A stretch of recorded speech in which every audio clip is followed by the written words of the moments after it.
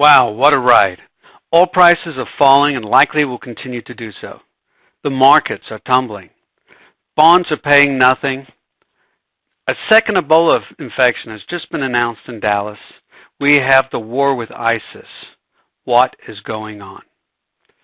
Hi, my name is Paul Carroll, the CEO and principal of Efficient Wealth Management, a boutique wealth management firm based here in the Woodlands, Texas. So really, what's going on and what can, if anything, be done? First and foremost, it's important to stay grounded.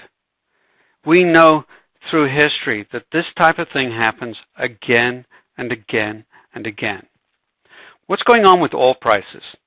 Right now, oil prices are subject to a number of different forces that are all working in concert to really drive the price down, and likely will continue to do so. And this is something that's important to understand if you're in the energy industry or even the airline industry, as both are substantially affected and impacted by what's going on now. Oil prices are subject to a very deliberate policy of both the United States and Saudi Arabia to apply pressure on Russia and Iran. There's a war going on in the Ukraine, and we're trying to stop this by pressuring the Russian government with both sanctions and a low export price on our energy. This results in a lot of internal pressure. We're already seeing this pressure bearing fruit because the Russians have talked about moving troops out of the Ukraine and about 15 miles from the border. We haven't won the end game here, but we can tell the Russians are feeling the pain. There's a softening going on in the global economies, and that's for a number of reasons. There's a lot of instability. The Europeans really have not acted as aggressively as they should have after the big crisis in 2008, and you can only go so far with the policies they have in place. We also have, affecting both oil and the economies, new supply technologies. And there's two types of technologies that are kicking in.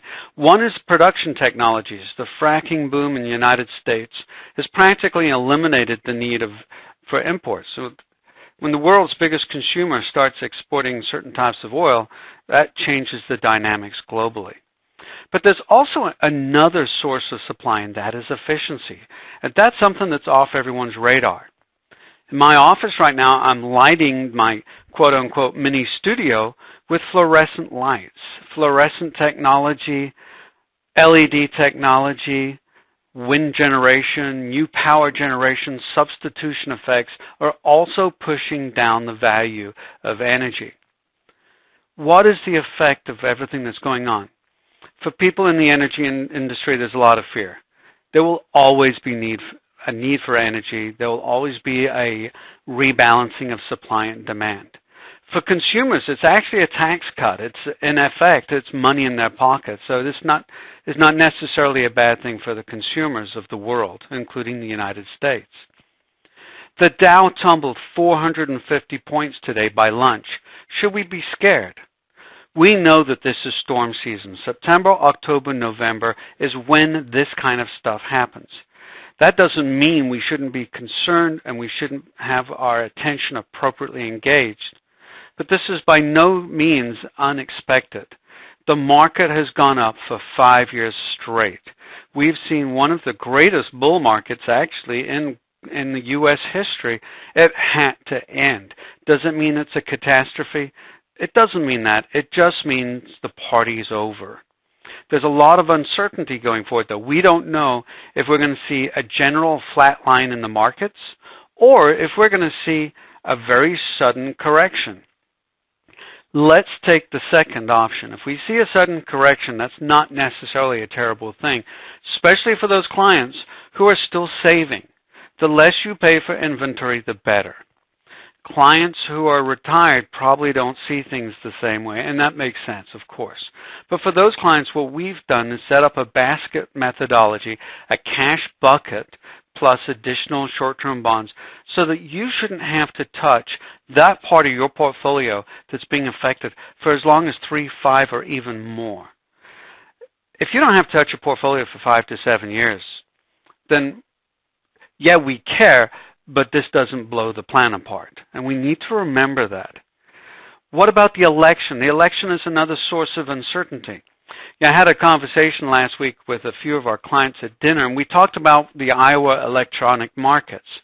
They're pricing in a 70% probability that the Republicans will take control of both the Senate and the House. The probability that the Democrats will take control of both is less than 1%. It doesn't matter what your politics are. The fact of the matter is that's already priced into the market. So if this happens, it probably won't change anything. What moves markets? Uncertainty and surprises. So we really can't expect the election to do a whole lot in good or bad terms for the market because those outcomes are pretty much priced in. Now, it gets down to the question of what are we doing as investors? We don't make money holding on to equities over time and rebalancing portfolios because of the grace of God or the markets. We make money because we have absorbed risk. And this is what we're getting paid for. And this is important. If you can't take what's going on today, then it means the risk tolerance is not appropriate for the client. Rebalancing in this environment is the appropriate action. Now, we don't have to rebalance daily. We can wait and let the dust settle. But rebalancing at a repriced market is how we get that efficient frontier to give us the most efficient amount of return for a given level of risk. We're going to do that. We're going to stay engaged. I've sent this video out because I want you to know we're not putting our head in the sand. If you need to talk to someone, please give us a call. Let us know. We can talk you through our concerns and the outcome and the asset allocation. But there's nothing here that is particularly surprising. That doesn't mean I'm having fun. As the coach, as the person who's here to be big mistake insurance, this is where I get to earn my juice. And like you, it's not always fun. But it is what we do. Big mistake insurance is what we provide.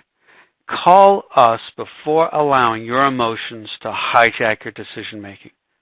That doesn't mean it's not appropriate to make changes or to change your risk tolerance. It does mean we need to think through what happens next.